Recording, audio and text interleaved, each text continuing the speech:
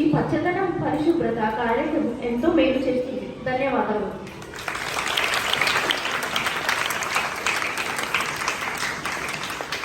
Now I request Jonna Cherry to deliver her speech.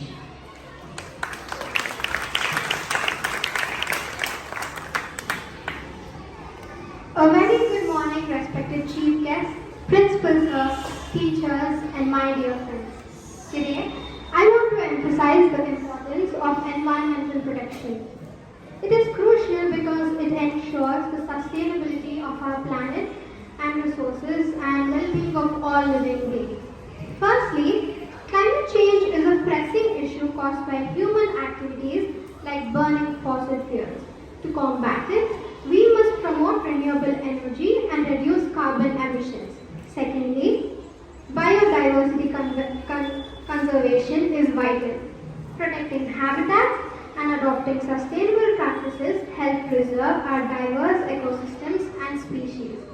Thirdly, preventing pollution is essential for environmental health.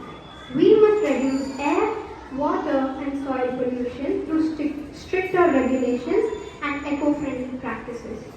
Lastly, practicing sustainability in our daily lives, like conserving resources and supporting green initiatives, can make a significant difference. Let's work together to protect our environment and ensure a sustainable future for everyone. Thank you.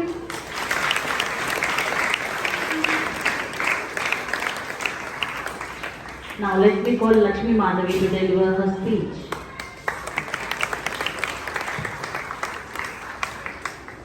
గౌరవనీయులైన principal గారికి, మా పాఠశాలకు వచ్చిన ముఖ్య అతిథులకు, ఉపాధ్యాయులకు, నా తోటి బాలికలకు నా నమస్కారం.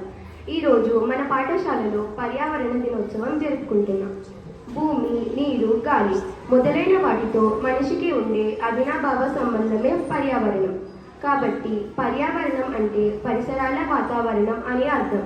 పరిసరాల వాతావరణం కలుషితం కాకుండా కాపాడుకోవడమే పర్యావరణ సంరక్షణ అనబడుతుంది. ప్రాణులు నివసించేది నేలపైనే కదా, ఆ నేల తల్లిని సరిగ్గా చూసుకోవాలి.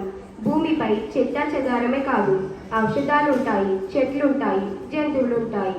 మనం జీవించటానికి ఆహారం లభించేది భూమి వల్లనే కదా.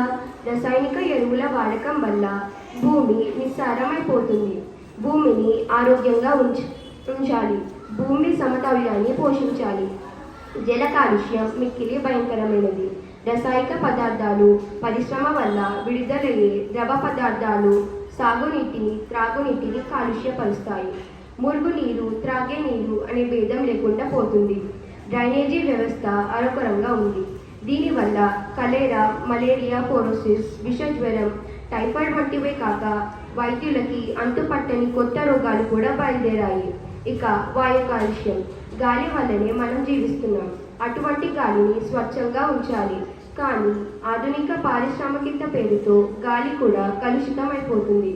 జీవితం రోగాలమయం అవుతుంది. యంత్రాల వల్ల, వాహనాల వల్ల ధ్వని కాలుష్యం వ్యాపిస్తుంది. అణుశక్తి పరీక్షల వల్ల కూడా వాతావరణ కాలుష్యం ఏర్పడుతుంది.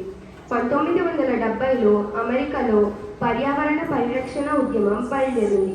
వాటి నుంచి శాస్త్రజ్ఞులు పర్యావరణ కాలుష్యాన్ని విశేషమైన కృషి చేశారు. ప్రతి సంవత్సరం మనం జూన్ 5వ తేదీన పర్యావరణ దినోత్సవం జరుపుకుంటాం. పర్యావరణ వ్యవస్థలో సమతౌల్యాన్ని కాపాడుకోవటానికి మనం అందరం కృషి చేయాలి. ధన్యవాదాలు.